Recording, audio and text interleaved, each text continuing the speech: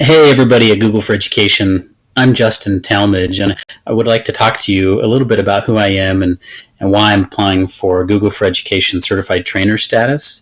You can see here, this is a page from my website, my bio page. And these are my two boys, Jonah and Thomas. And these guys are the reasons why I do what I do, because I believe that technology plays a significant role in changing the paradigm of teaching and learning. And I really, the mission that I have is using all kinds of technology, but specifically the Google tools, because of their collaborative features and their engaging features. These guys will benefit in the classroom because of it. So thank you for the work that you do in that regard. Okay, here is a presentation I gave at NCCE last March on YouTube for instruction and assessment. I just want to run through some of these slides and give you a sense for how I operate. I usually start with an entry task slide, so things that you can do if you're in my session as you enter the room.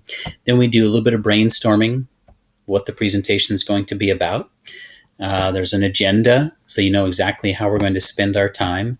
I also do like to provide specific learning objectives, things that you know you're going to get out of the presentation. Then I break it down into parts. So part one for this session was how to get set up on YouTube.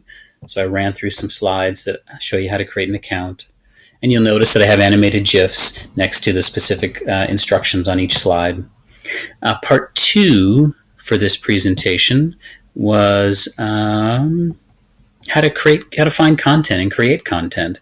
And so we talked about using third-party tools for creating content.